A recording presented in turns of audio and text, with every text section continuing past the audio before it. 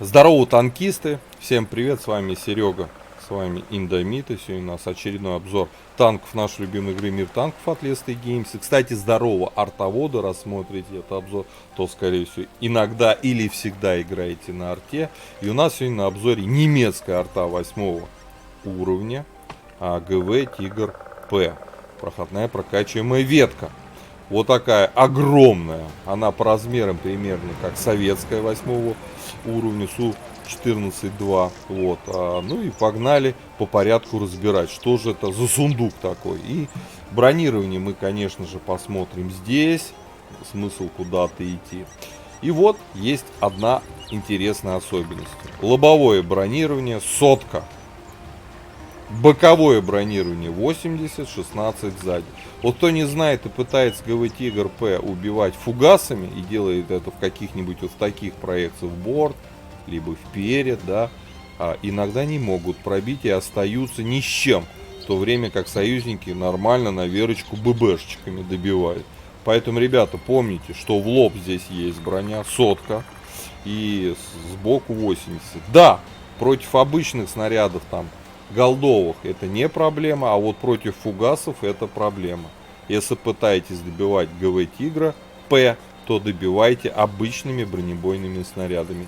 Фугасами можете не пробить банально. Вот. Касаемо модулей. У нас две пушки. Пушка 8 левела и пушка 9 левела. Вот.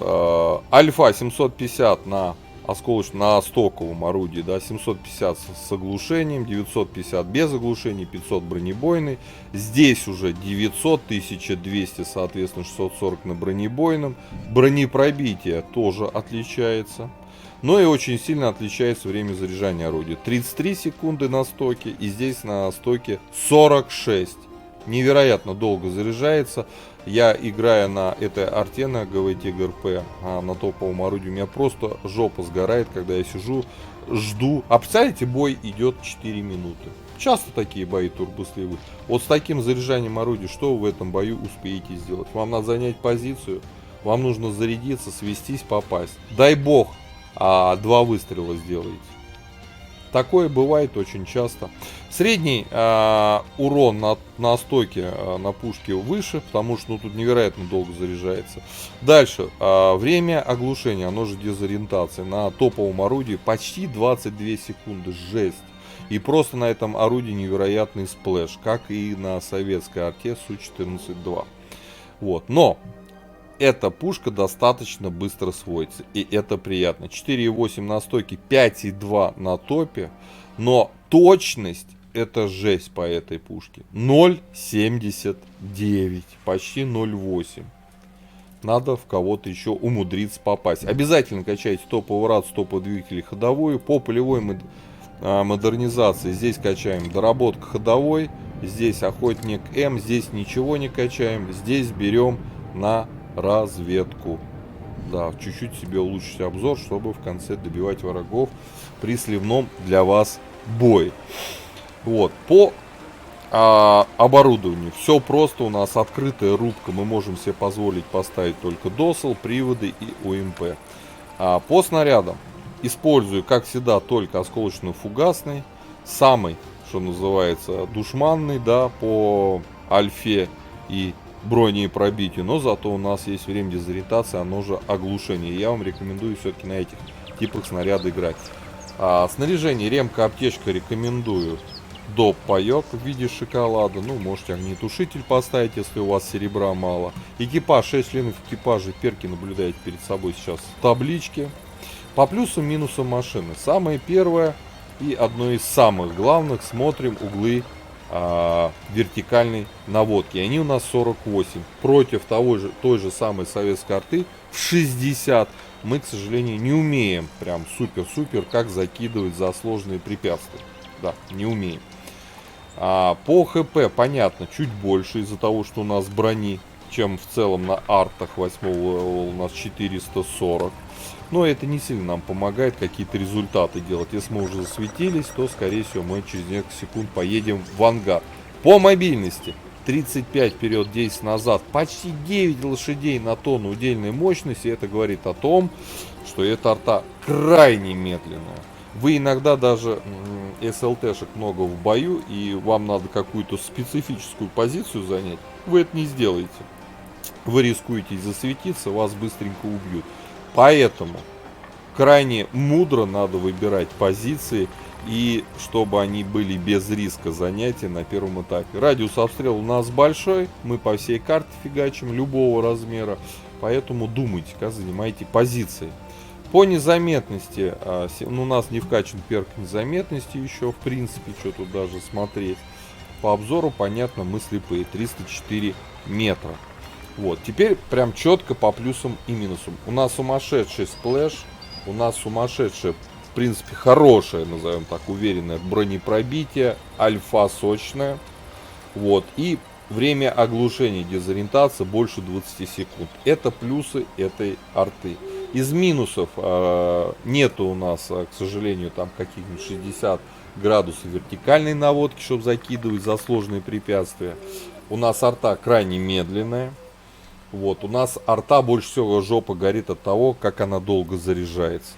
Вот сейчас даже с таким экипажем, с таким оборудованием, господа, это почти 40 секунд. 38-35. 38-35. Правда, у меня еще экипаж на 100% не переобучен. Но мы бы смогли это улучшить. Сейчас скажу насколько. Значит, 1 секунда и 0,12. Ну, было бы 37-20. Но все равно это очень долго. Ладно, предлагаю же отправляться в бой. Давайте посмотрим, как ГВ-Тигр П себя ведет в современном рейде. Погнали. Так, господа, обзор боем немецкая арта 8 уровня ГВ-Тигр П. Так, респануло нормально. Поедем в угол. Конечно же. Да, в угол. Надо забиваться. И будем сейчас отстреливаться от врагов. Наши минусы: это очень медленная арта, тяжелая, большая, размеры большие, ну и, конечно же, очень долго заряжается. Да. Ну, хороший сплэш. Альфа, если с пробитием.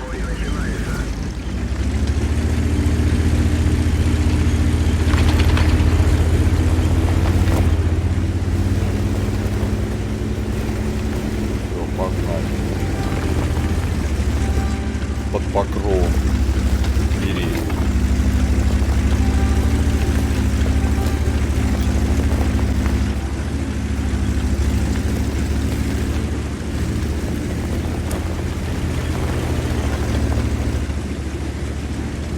Господи, какие же мы медленные.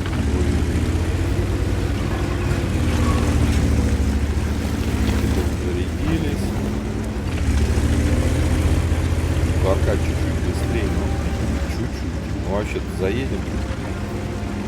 Хватит у нас мощно заползти.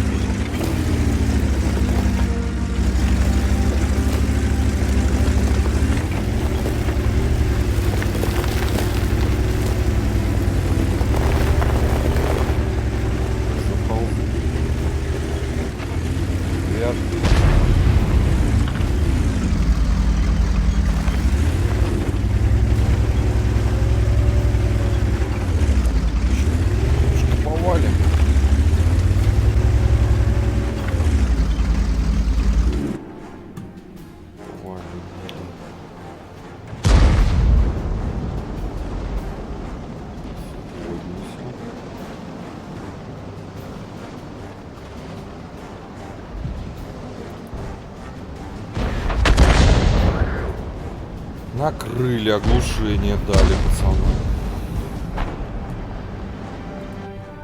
Вот, сладкий стоит. Конечно. Он сваливает, прям четко сваливает.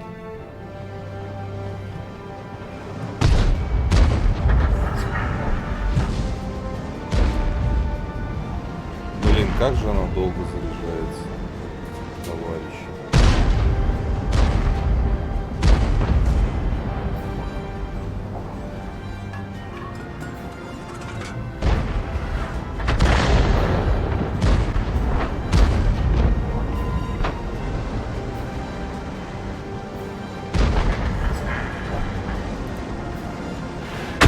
Ой, хорошо, сразу троим. И с уроном, и с оглушением. Ребят, стреляйте по ним. Вот. Арта наша отрабатывает. Ой, хорошо.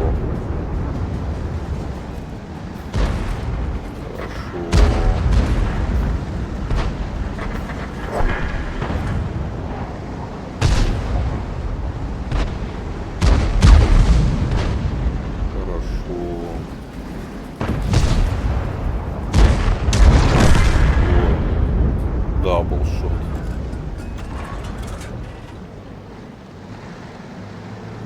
Мешает нам дирижабль.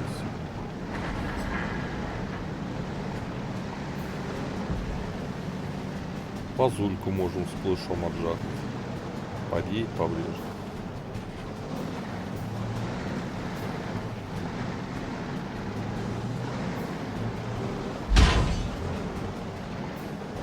Не хочет поджаться, да? Да.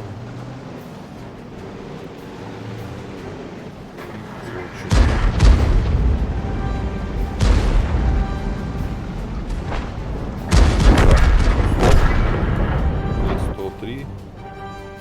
Сводимся.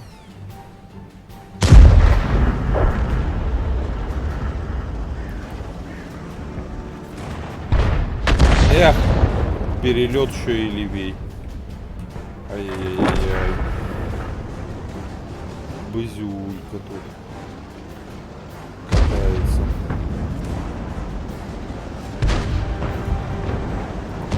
Вафля. Не, ну турбослив 13.3. Но зато у нас ассист по оглушению 200. Вот что я и говорю, ребята. Используйте снаряды с оглушением. Теперь уже называется дезориентация. 200 ассист по оглушению.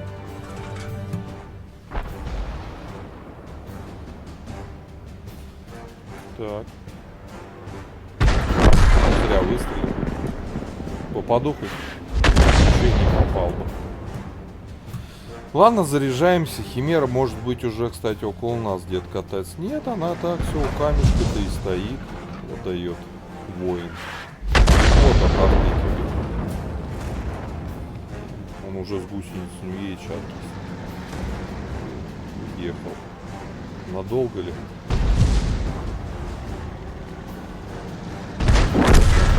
Победа! Ладно, переигрывать не буду.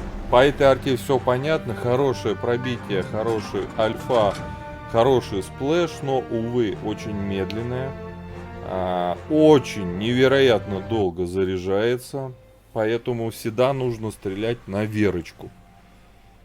Настреляли в чистом виде мы мало, но зато нанесли просто невероятный ассист по оглушению, тем самым позволив, да, ну вот мы чуть побольше, ладно, 700 настреляли, зато 200 по дезориентированным вам мною целями. Интересная артуля в плане альфы и всего такого. Кстати, она часто ГВ Тигр П пробитие устраивает и на 1000, и на 900, и на 800. В этом бою не было. Как по мне, арта прям на 3 с маленьким плюсом. Потому что если несколько снарядов вы промахнулись, вы пойдете из боя без урона. Вот. Потому что невероятно долго заряжается. Ладно, пишите свои комментарии, как вам ГВ Тигр. Забрасывает за цель она, в принципе, неплохо. Чуть-чуть больше среднего по артам 8 уровня углы вертикальной наводки. Не 45, а 48. Но, конечно, вот есть моменты. Ставьте лукасы, подписывайтесь на канал. А я вам говорю, до скорых встреч, пока. Поддержи брата-танкиста лайком под этим видео, подпиской на канал, ну и, конечно, прожми колокольчик, чтобы быть в курсе всех новых стримов и самых последних обзоров по нашей любимой игре.